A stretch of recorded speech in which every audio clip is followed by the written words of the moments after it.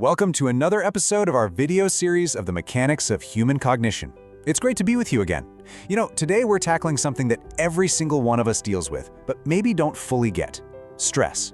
We throw that word around all the time, right? And almost always we see it as this bad thing we need to get rid of.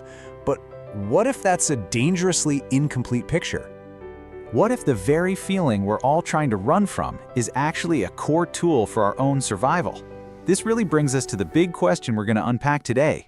Is stress our enemy, or could it actually be our ally? So, let's start with the basics. From a biological point of view, stress isn't really an emotion. It's a physical response. It's like your body hitting the turbo boost button, designed to give you that extra surge of power you need to smash through some kind of challenge. It's a survival mechanism, pure and simple. But here is the absolute key, the most important distinction we have to make. Not all stress is the same. We've got to separate acute stress, that's the short, sharp burst that helps you jump out of the way of a car, from chronic stress, that's that relentless, grinding pressure that just never seems to go away. One is a sprint, the other is a marathon with no finish line. One begins, and crucially, it ends. The other, well, it just doesn't. To really understand why we have such a problem with stress today, we actually have to rewind the clock. We need to look at what this ancient survival tool was built for in the first place. For our ancestors, threats were right there in their face, and they were physical. We're talking about a predator jumping out of the bushes, a rival tribe on the horizon, or the very real problem of finding your next meal. So the stress response evolved to be this high-octane engine, fueling the intense physical action needed to solve these very, very real problems. And you know what's interesting? This incredibly powerful engine only really has 3 gears: fight, flight, or freeze. That's it. Every single hormonal and physiological thing happening in your body during a stress response is preparing you for one of those 3 physical actions. That's the entire playbook. And you can see just how elegant and efficient this original design was. A threat is detected, boom, hormones flood your system for peak performance. You take action, you fight, or you flee. And then, and this is the most important part, the threat is gone, and the system goes back to normal. It returns to its baseline. The cycle is complete. It has a clear, definitive end. So, this brings us to the absolute core of our problem. I call it the modern mismatch. Our ancient physical response system is now trying to operate in a modern, abstract world. And that creates a really dangerous conflict. I just love this analogy. It's perfect. Our stress system is this highly trained special ops commando, built for a war zone, but it's now living in a quiet, peaceful suburb. And with no actual battles to fight, it starts treating things like a traffic jam or an angry email like a life or death threat. This table really lays it all out, doesn't it? But I want you to focus on that last column, resolution. For our ancestors, the resolution to seeing a predator was always physical action. But for our modern triggers, like a work deadline or bad news on TV, what's the resolution? It's usually just abstract worry. The engine is redlining, but the car is stuck in neutral, and all of that energy has absolutely nowhere to go.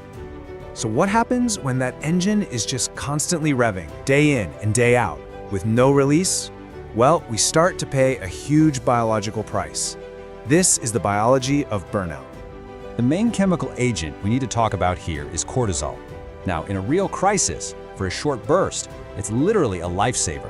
It sharpens your mind, focuses your energy, but when it stays elevated for weeks, months, or even years, it becomes corrosive.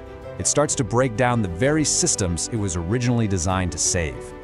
And look, the long-term damage isn't just a vague feeling, it's very real and measurable. We see it affecting the brain, especially in areas that control memory. It can completely disrupt our metabolism, weaken our immune system, and fuel this low-grade systemic inflammation, which scientists now believe is a root cause of so many chronic diseases.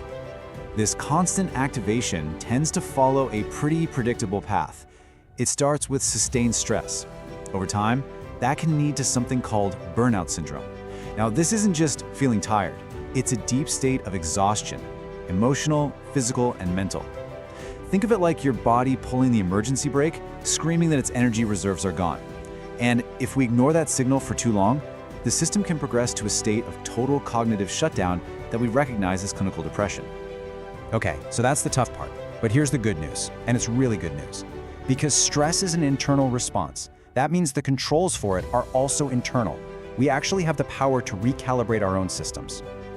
One of the most powerful tools for this is mindfulness, but let's make it super practical. It's really just a 3-step skill. Step 1, just notice that your mind has wandered off, worrying about the past or the future, about a threat that doesn't actually exist right now. Step 2, make a conscious choice to shift your focus. And step 3, anchor it to a present reality. That could be your breath, the feeling of your feet on the floor, anything that's happening right here, right now.